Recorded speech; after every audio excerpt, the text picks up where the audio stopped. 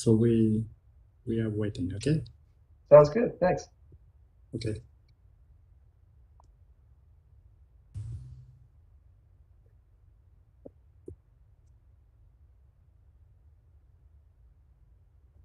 Hi guys, sorry, I was kicked out for a moment again. Can you guys hear me? Yes, we can hear you. Yeah. Okay, great. Maybe we'll just wait 1 more minute and then we can start. Actually, it's already 11:30, so let me just ask if we're ready to do it on social media. Oh, okay. Yeah, I'm ready anytime. Okay, so we'll get started. I'll just introduce you first, Dan. Sorry, I have issues with the camera, so. Okay, so after completing his PhD in physical oceanography, Dan Codiga did university research for about 15 years. He published on dynamics of circulation and stratification in bays and estuaries, and processes influencing eutrophication and hypoxia, such as nutrient loads, with emphasis on collecting and interpreting field observations. He then worked at a state water utility for 8 years, overseeing water quality modeling projects and analyzing the long-term monitoring dataset on which today's presentation is based. Currently, he is senior marine scientist at a marine carbon removal startup. Okay, Dan, take it away. Great, well, thank you. It's a pleasure to be here. I want to thank Alejandro for inviting me. It's great to see you again, Alejandro. And I've got some slides prepared to go through material that is, I'm wrapping up a manuscript that I'll submit soon. And I guess I'll just dive right in. You can see the title slide here. The title is 31 Years of Warming and Oxygen Decline in Massachusetts Bay. Excuse me, Dan, we cannot see your screen with the presentation. We just see your main screen of the desktop. Okay, thank you. Let me fix that. Sorry. I'm gonna try. I'll try one change here.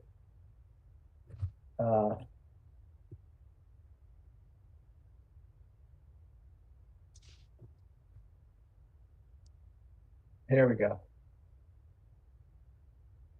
How's that? Yeah, now it works. Great. All right, very good. Apologies about that. So yeah, the title is 31 Years of Warming and Oxygen Decline in Massachusetts Bay, a well-flushed, non-eutrophic, temperate coastal water body. And I did this work while I was working at Massachusetts Water Resources Authority. I'm no longer with them. I've recently changed positions. I now work with Running Tide Technologies. And I'm also listing my university affiliation, which is the University of Rhode Island. So the overall topic today is climate change, long-term trends. And I'll just give you a high-level overview of what eutrophication is and what hypoxia are. Eutrophication is common water quality challenge in coastal waters where excess phytoplankton organic matter occurs due to high nutrient levels. And hypoxia is sort of a symptom of eutrophication where oxygen levels decrease. And one of the typical standards to define hypoxia is about 63 micromoles per kilogram, or if you prefer, 2 milligrams per liter. And that consumption of oxygen is due to bacterial decay of the excess phytoplankton organic matter. So this is something that's happening around the world, and it's causing bad water quality in coastal ecosystems. It's while this eutrophication process is happening, it's interacting with long-term climate trends, the long-term warming, and also in many cases changes in precipitation and river runoff that influence coastal water bodies.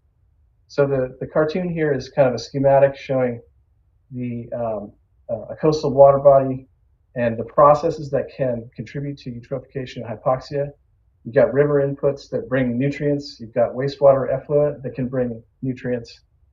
And then there are air seed fluxes that can exchange oxygen and exchange of water with the deep ocean is a big factor as well. Now, a lot of systems in the Northeast U.S., where I'm based, have been studied quite a bit. And so I list a couple examples here: Chesapeake Bay and Narragansett Bay. They tend to be systems that are relatively shallow and constricted, so there's not a lot of exchange and not very well flushed. And so they have severe eutrophication and hypoxia problems. These studies have taught us a lot. We've learned from some of these systems that if we improve the treatment we apply to wastewater, this can, by removing the nitrogen at the treatment plant, so it doesn't end up in the bay, we can mitigate some of the hypoxia. There's been some success stories like that. We also know, of course, that the warming temperatures are exacerbating hypoxia in a couple of different ways. I'll talk about that later in the talk. Solubility of oxygen is reduced at higher temperatures. So, but the context for today's talk with Massachusetts Bay, which is not a very constricted water body, it's well flushed. It's not experiencing hypoxia or eutrophication right now. So it's a contrasting case. It's kind of a case study that can contrast with these other more well-studied systems. And the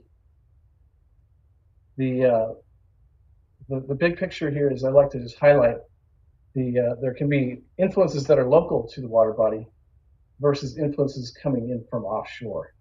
And so the question is, which of those are more important? And in Massachusetts Bay, which is well flushed, it turns out the offshore influence is taking dominance. So again, today I do a case study of Massachusetts Bay, and I'm going to address the following questions. What are the rates of warming and oxygen decline? Do these rates differ with location within the bay and or with depth? So one part of the story here is that there is a wastewater treatment outfall in Massachusetts Bay, which is a question would be what influence is that having? And do we see different rates near to that outfall or far from it? Also, an important question is the density stratification. Density stratification tends to exacerbate hypoxia at depth because it reduces air-sea interaction and reduces the exchange of oxygen through the atmosphere. So a question is there a trend for density stratification as a result of the warming? And then warming reduces oxygen solubility. So how important is that here in Massachusetts Bay? How important is that effect? And of course, the last question, I kind of hit on it already. To what extent are local processes responsible as opposed to the exchange with offshore waters? So just real quickly, in terms of the map, I'm up here in the Northeast US. I'm looking at Massachusetts Bay, which is adjacent to Boston, Massachusetts. And in the lower right here, I give you a view of the Gulf of Maine. That's kind of the larger water body within which Massachusetts Bay is the southernmost portion. So Massachusetts Bay here on the left, you can see the bathymetry. And typical depths are between 25 and 50 meters about. Some of the other features to be aware of here is that the Merrimack River is a large source of fresh water that's coming into the north outside of the bay. That freshwater is more important than the freshwater coming from the Charles River. So Massachusetts Bay has relatively weak river flow influences, and it has kind of a long open boundary. Again, there's a strong exchange with the offshore Gulf of Maine waters. So a high-level schematic for the seasonal shifts that occur is a temperate coastal water body. It's stratified typically from May through October. And there's a kind of a picnic line. It's essentially a two-layer stratification. The picnic line is about 10 to 15 meters deep. And the stratification is mostly due to temperature. It's about 8-degree difference during the peak of summer between the surface and the seafloor temperatures. Salinity is also important, but it's a secondary effect. It mainly affects water very near to the surface and only for a short period during the springtime. And so the left panel here shows kind of a schematic for how the circulation is in the summertime stratified period. There's kind of a residual flow into the bay in the north, and then it leaves in the south. And the wind-driven currents here, the brown arrows here, are weaker than this residual flow or comparable to it throughout the stratified period. And there's a big shift in the wintertime when stratification breaks down. There's stronger winds, stronger vertical mixing, and that unstratified period, you see the wind-driven flow is strongly dominant. So in terms of residence time, during the stratified period, there's a slightly longer residence time. It's been estimated to be between 25 and 40 days. And then during the winter, with the stronger winds, the residence time is shorter. So we're talking about relatively short residence times, and so the system is relatively well flushed. And this is a schematic for seasonal cycles in the phytoplankton and oxygen. Again, with our focus on understanding oxygen here, I just want to put this initial description in as well. The top panel here shows temperature. There's warming that occurs more strongly at the surface than at the seafloor, and that vertical difference in temperature drives the stratification. That's the green curve here in the middle. And chlorophyll phytoplankton abundance, the seasonal cycle includes a relatively larger bloom in the spring when stratification develops and the light limitation ends. Following that bloom, there's nutrient depletion, and so the level of phytoplankton is relatively modest, kind of through the summer. And then when stratification breaks down in the fall, there's a more modest bloom, a second bloom. And that's when the stratification breaks down. The nutrients can be replenished before the winter occurs and light becomes limiting again. The bottom panel here shows the seasonal cycle of oxygen, which is actually quite consistent from year to year. And it consists of a small, sort of a high level throughout the winter because we have wind mixing and saturation conditions with exchange with the atmosphere. And then during the springtime, there's a slight increase associated with that first phytoplankton bloom. And then throughout the stratified period, there's kind of a relatively uniform decline in oxygen, which is a consumption of that organic matter that through that season during the stratified periods without air-sea replenishment. And then in the late fall, when the minimum occurs, the wind mixing breaks down stratification and conditions return quickly to saturation. So that annual cycle there in oxygen is quite predictable. And there's a slight difference between the surface and the seafloor, with lower oxygen near the seafloor due to that stratification. So today's focus is the long-term trends, and we have a wonderful data set to look at this, been collected by the Massachusetts Water Resources Authority as part of the Boston Harbor Cleanup Project. The data spans 31 years, starting in 1992, and I've analyzed up through 2022. In 2000, the MWRA relocated their wastewater treatment facility outfall from within the harbor to out in Massachusetts Bay. And this had a great effect of improving Boston Harbor. But there were concerns that moving out offshore would cause problems out in Massachusetts Bay. And so a very extensive monitoring program was enacted and continues to this day, monitoring especially for the potential of impacts like eutrophication or hypoxia due to the nutrient contained in the effluent. And the results of this study are quite clear. The higher ammonium that results from the outfall effluent is constrained to areas near the outfall, and many efforts to detect effects on plankton or otherwise effects on the overall ecosystem have not been able to find any. So in effect, the outfall is increasing the nutrient levels of nitrogen in the form of ammonia, but it's not really having further effects on phytoplankton or further up the food chain. And so this great data set is what I'm using for the entire presentation today.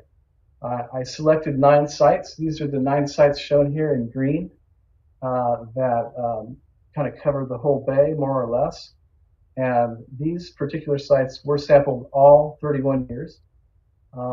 The depths here for these sites, I think the deepest one offshore, F22, is almost 80 meters deep, but most of them are between 30 and 50 meters deep. And the sites were visited each year 6 times with a research vessel, and CTD casts were taken. And the oxygen sensor has been post-calibrated with Winkler laboratory analysis. So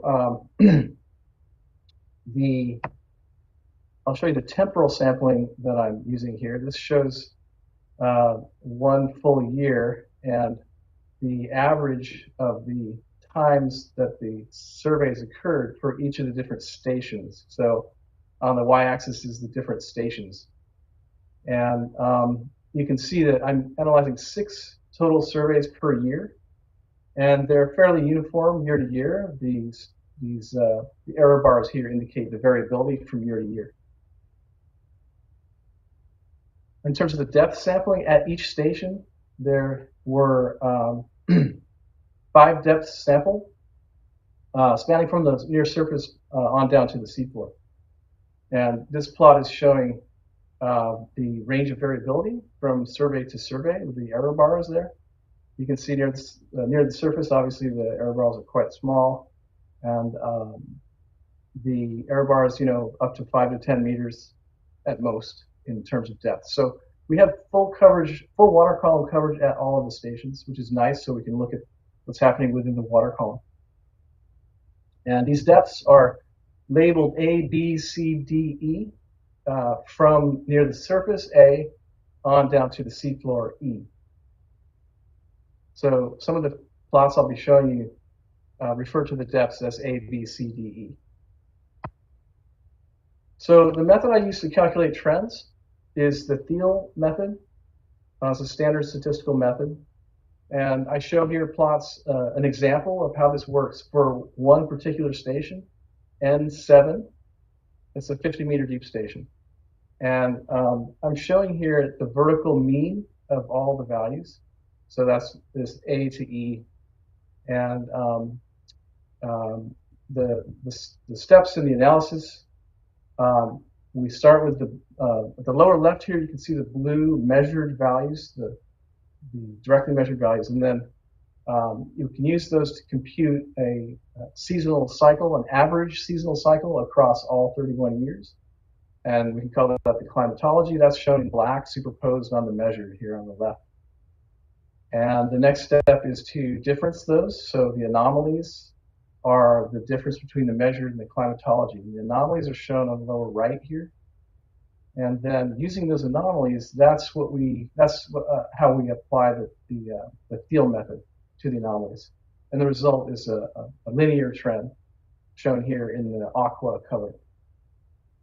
And so for this particular case, the result is a trend of about 0.058 degrees per year.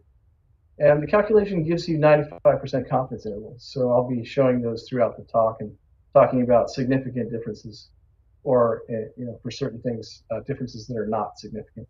In this case, the 95% confidence intervals include a range that does not encompass 0, so it is a significant trend, significant non-zero trend. So this same example can be continued for the individual depths. That's what I'm showing you here on the left: depth A, depth B, depth C, D, E. And the results for all those trends can be summarized in the upper right here. I showed one panel that summarizes all the results for that particular station. And you can see again, the error bars are the 95% confidence intervals. They do not encompass 0. So at all of these different depths, including the vertical mean, we see quite similar results. The trends are statistically significant, and the differences with depth in the water column here also are not significant. We have overlapping confidence intervals for all the different depths throughout the water column. So you can do that sort of calculation across all the different stations, and that's what this slide is showing. So the stations are labeled on the right here, and the depth within the water column is along the x-axis. Vertical mean is at the far left, and then the individual 5 depths. And so you can study this, and you can see some very clear patterns here.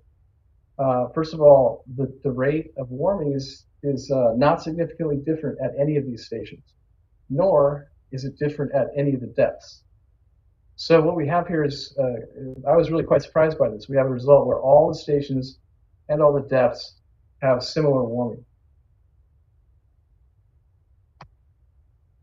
The same analysis has been done for oxygen.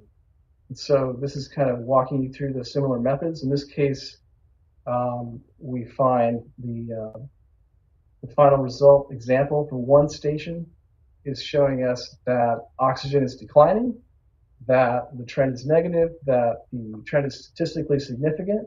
These error bars are not encompassing zero, and the rate is around negative 0.75 micromoles per kilogram per year. And again, with oxygen, just like with temperature, there are not significant differences with depth in terms of these long-term rates. So this is showing all of the stations at once, just to kind of make the point again. There is some variability here within the water column, but it's not significant statistically, and there's not a clear pattern from station to station in terms of that variability within the water column. So conclusion for oxygen is the same as for temperature, which is that everywhere we're seeing a decline that's statistically significant, and we're seeing no significant differences from station to station or as a function of depth within the water column. So a good question is how much warming has occurred over 31 years, and to what extent has oxygen declined? So this is a table that shows that. It shows the rates, but also the values for the seasonal or the deseasoned temperature and oxygen, and also the 31-year change. So in terms of temperature, we see over the course of 31 years, the warming has caused 1.78 degrees Celsius. And the oxygen decline is about 23 micromoles per kilogram. And if you're more familiar with the milligrams per liter units, then that turns out to be about 3/4 of a milligram per liter. So that gives you a handle on the relative magnitude of these trends. Now, this slide talks about the effect of solubility. A property of seawater is that when it is warmer, it's less able to dissolve oxygen. And also, if it's saltier, that's true. The saltier water can absorb less oxygen. So it's important to investigate the effect of this solubility on the observed oxygen decline. And so you can do this by simply comparing the difference in solubility or oxygen saturation for seawater at the starting and ending temperatures and salinities observed in the bay between the start and end of this 31-year period. So I'm showing here the solid red line is the observed rate of decline of oxygen. Again, with the delta on the right here, delta is about 23 micromoles per kilogram decrease. And the dashed line is showing how much the oxygen would decline simply due to solubility effects. Simply due to the warming, you see that it's roughly half. So if all other processes were the same and nothing changed other than simply the temperature of the water, the oxygen decline would be roughly half of what is observed. So we're seeing more oxygen decline than due simply to solubility, but solubility accounts for roughly half. And interesting, in other estuaries of this region, similar findings have held up. It's not always half necessarily, but it could be a third, it could be 3/4, but it's very typical across the region that the observed level of oxygen decline is higher than the rate due to warming, the effect of warming on solubility. But that effect of solubility can account for a large fraction of the observed. And what about stratification? Well, the same kind of trend calculation method can be applied to stratification. In this case, I'm looking at the difference in density between pairs of depths. And the surface to seafloor Stratification is the difference in the density at that A level versus the E depth. And that's what I'm showing here on the top panel, the surface to seafloor difference. In the left panel, you see the stratification, the measured values in green and the climatology in black. In the right panel, you see the anomalies in green and the trend in aqua. And then the panels below that are showing depth pairs within the water column. So stratification between depth B and depth A, so that's right in the upper surface pair, and so on down through the water column. And so the net result of this is that, as you can see here on the left here, the summary of the result, none of these trends in stratification are significantly different than zero. So in effect, and they also don't, they're not very strongly different within the water column either. So in effect, the stratification, recall, is mostly due to temperature. And so it's consistent because we're seeing temperature warming throughout the water column that's relatively similar. And so that would, it's easy to understand why stratification is therefore not having a significant trend. That warming is occurring both at the surface and the seafloor. The difference in the temperatures is the stratification. It's not changing. I did similar calculations for salinity, and I was a little bit surprised by this. But for salinity, we are seeing a significant positive trend. Like the other parameters, it was consistent across all depths and all stations.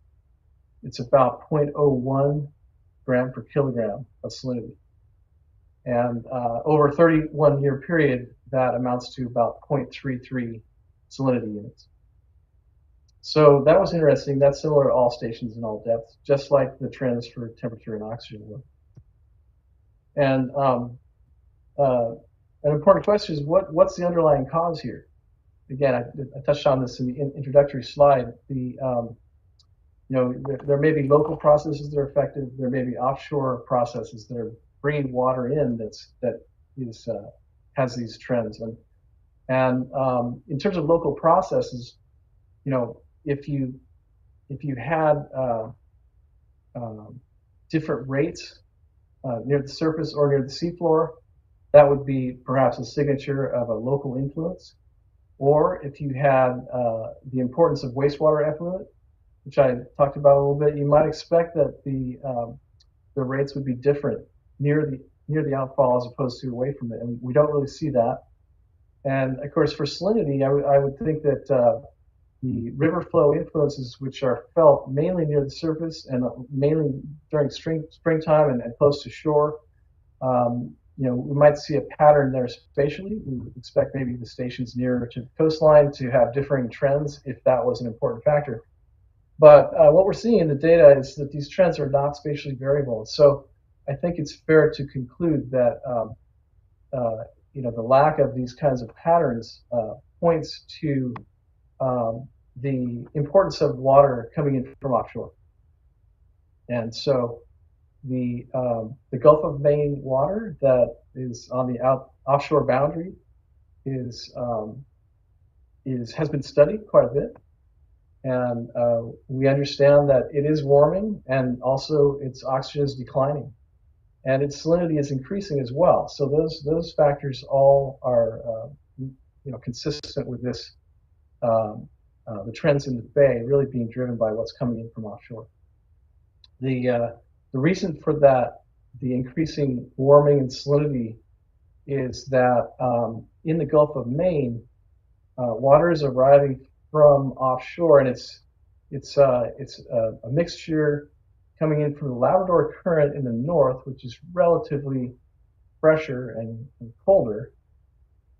It's a mixture of that and Gulf Stream waters, which are relatively warmer and saltier, coming in from the south. So what enters the Gulf of Maine is kind of a mixture of these two currents. And over the past 31 years, there's been a definite shift due to climate change in the large-scale position of those two currents.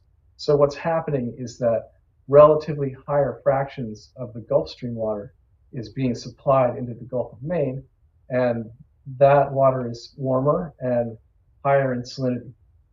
And so that can help explain what's happening in Massachusetts Bay. The declining oxygen in the bay is also most likely due to this influx of water from offshore, and offshore waters themselves are declining in oxygen. This has been studied in the global ocean, the global deep ocean, and the reasons for it involve the effect of warming on solubility, as I've discussed, and also increasing stratification out in the deep ocean. And by the time we're in Massachusetts Bay, it's much shallower.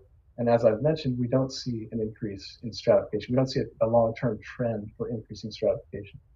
But it's a fairly consistent explanation for why these trends are occurring in Massachusetts Bay. It's basically the advection of the offshore water coming in. That water is undergoing these same trends. So I'll summarize my results on this one slide here. I guess I'm ahead of time. That's good. And just kind of walk you through this plot on the right I made is essentially a summary of all the trends. And it's kind of nice to see them all in one place because you can understand better the relationships. So again, Massachusetts Bay is kind of representative water body for systems that are well flushed. They have good, strong circulation, and they're not undergoing eutrophication. They're not experiencing hypoxia. So it's a nice contrast from other systems that have received a lot more attention in the study of these processes.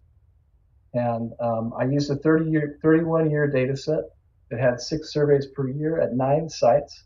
And I looked at 5 depths at each site, which spanned from the surface to the seafloor. I found significant long-term trends for warming and oxygen decline. That's shown in the upper right here. The warming is blue. The net change is shown as delta there in the upper right. The net change over 31 years is 1.78 degrees Celsius. In red, I show the declining oxygen, the total change of about 23 micromoles per kilogram decrease. And that dashed line is again showing you the effect of solubility, the effect of warming on solubility alone. So that's roughly half, accounting roughly for half of the observed oxygen decline. In the third panel, I show stratification. There is no significant long-term trend in stratification. And then below that, I show salinity. There's a significant trend in salinity increasing. It's shown in purple there. It's about 0.33 grams per kilogram change, net change over 31 years. And the bottom panel here is showing the density. This is the effect of salinity and temperature trends on the density. And it turns out, interestingly, that they oppose each other. So the warming temperatures will cause a reduction in density. That's the dashed black line here that's decreasing to the right. And the long-term trend of increasing salinity has the effect of increasing density. That's the other dashed curve. Turns out that the magnitude of those two effects is roughly equal. And so the net effect on the density is that there is no long-term trend. So there's no long-term trend in the density or in the density stratification, either one. So interestingly, all the sites see these same trends for temperature, oxygen, and salinity. They all see trends that are the same throughout the water column. There are not significant differences spatially anywhere in the bay. And so from that, we can conclude that the driving process is the advection of water coming in from offshore that has similar trends as we're observing here in the bay. So I'd like to just acknowledge my co-authors on the manuscript I'm preparing, Ken Kay at MWA and Scott Libby from Battelle. Also thanks to Doug Hirsch and Wendy Leo, who are at MWA and provided the data for this study. And of course, this kind of a long-term data set is the result of lots of effort from lots of people. So I just wanted to make sure to acknowledge all the hard work of MWA staff and consultants, outside advisors, regulatory agencies, all of whom contributed to developing and executing the monitoring plan that MWA put in place, and which has generated this really extensive, high-quality data set. So with that, I think I'll take questions. I think I'm right about on time.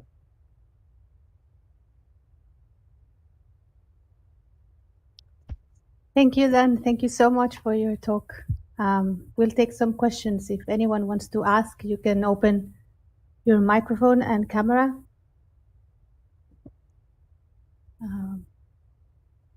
Yes, Temo, go ahead. Hello, thank you for your talk. It's very interesting. I was wondering if you could comment on you mentioned at the beginning of your talk that the wastewater treatment in Boston now includes nitrogen removal. If you could comment on how much the costs of doing that. Great question. I'm probably not the right person to answer that question, but I will just say that the monitoring program is roughly $1 million a year. That's just the monitoring program. So the overall effort to upgrade the treatment plant and implement secondary treatment for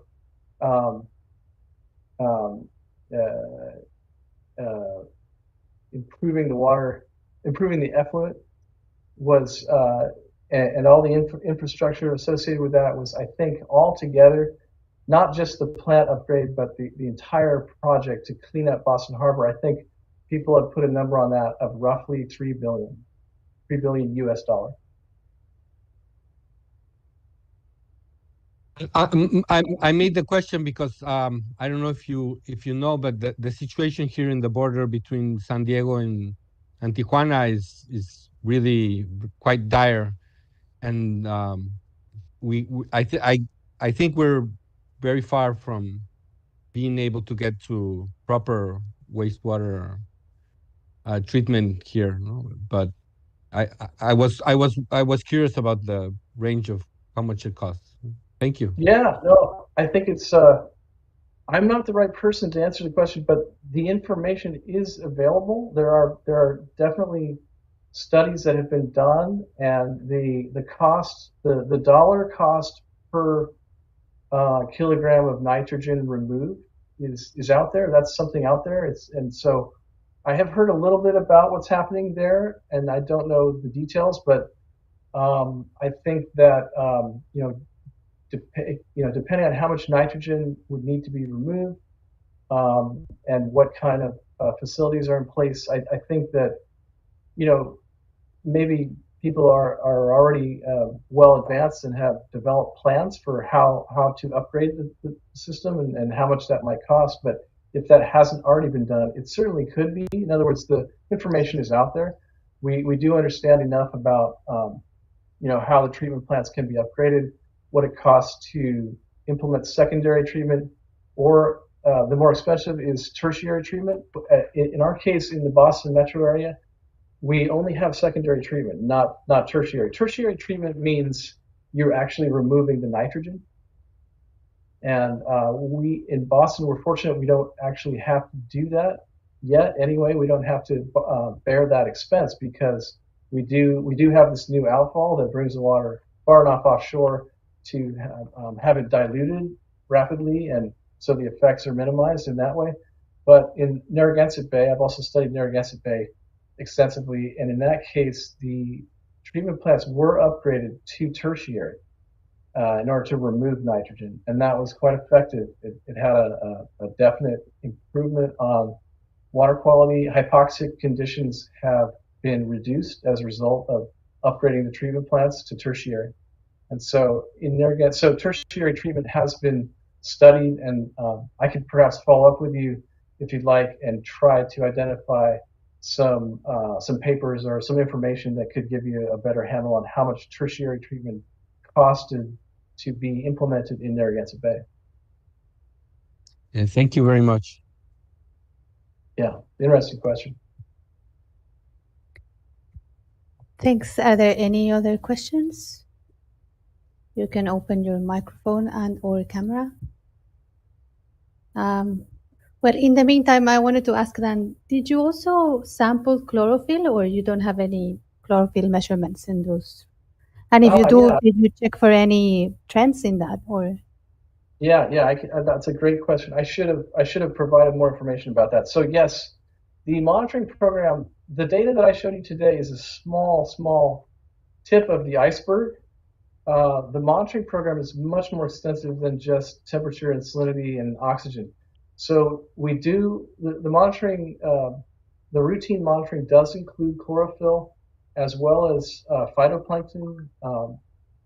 Phytoplankton are, you know, analyzed by microscopy to identify down to the species level. And so, like I said, the data set is very extensive. I've only used one small portion of it today. And to answer your question about whether I've looked at trends in chlorophyll or other parameters, I have. In fact, I did look at them, and I found that the long-term trends that I'm talking about today, the temperature and oxygen in particular, were the most statistically significant. They essentially just jumped right out at me. I mean, you know, it was one of those things where just by plotting the data, I could already see the trends. And in the case of the other variables like chlorophyll and certain phytoplankton species and zooplankton, all these other parameters, I did run trend analysis on them. And on all those other cases, the trends were not apparent. And I think the way to understand that is just simply year-to-year variability in phytoplankton or phytoplankton-related parameters like chlorophyll. The year-to-year variability is just enormous, and so the trends do not stand out above that kind of background noise level of the year-to-year interannual variability. So it's kind of interesting. Again, the warming and oxygen decline really were clear, but not in other parameters. Yeah, okay, that's interesting that you had so much more data to look at. And now that you mentioned that you have species, do you know if the biodiversity has changed, or like species community position or things like that, or you guys haven't looked at that yet? Yeah, so I'm not an expert in phytoplankton, but we do have David Borkman, who is a specialist, and he's been part of the monitoring program from the start. And so he's done a lot of really careful analyses of these data. So there's a very good understanding of the seasonal cycle, you know, from certain diatoms on to other dinoflagellates. And also there are harmful algal blooms that occur irregularly from year to year. So I would say that the system has been quite well studied in certain ways. I don't think, in terms of looking at biodiversity in particular, I don't think that has been looked at in great detail, and I'm not sure if the data set is well equipped to do that. But I don't, and there have been some studies that indicate sort of decadal changes in the prominence of different species. But I believe that there has not been a trend, like a long-term trend, or a shift from one species to the other over the course of the entire 31-year data set.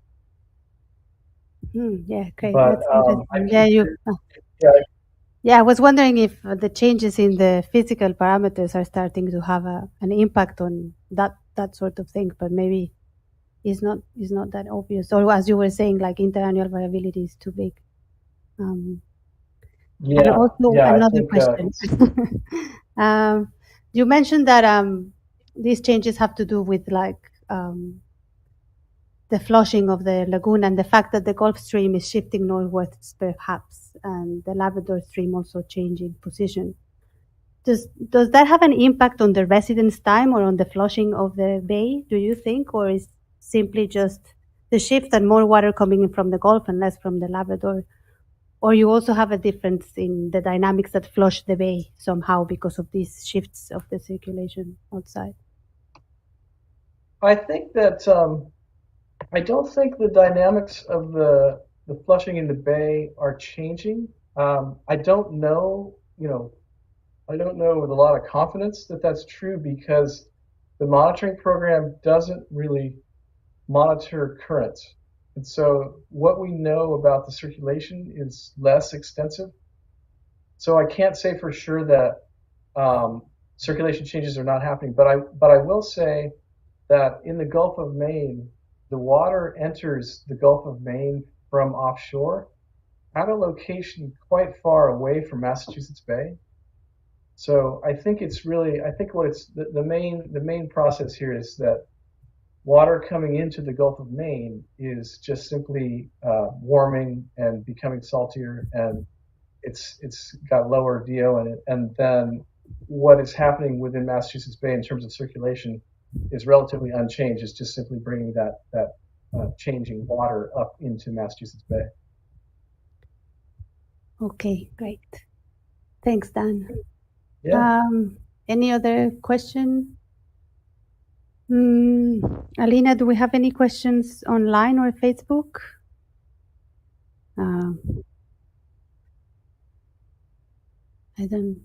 Maybe not. Okay, so I think, let me just check again one last time if we have any other questions somewhere in the chat. No, I think that's it. Well, we thank you, Dan. Thank you so much for accepting coming to give a talk. My pleasure. Yeah, that was really, really interesting. Thanks for including all the references at the end. Yeah, sure. I'll follow up with some information. Great. Thank you. See you all. Thank you, Dan. Okay. Have a great weekend, everybody.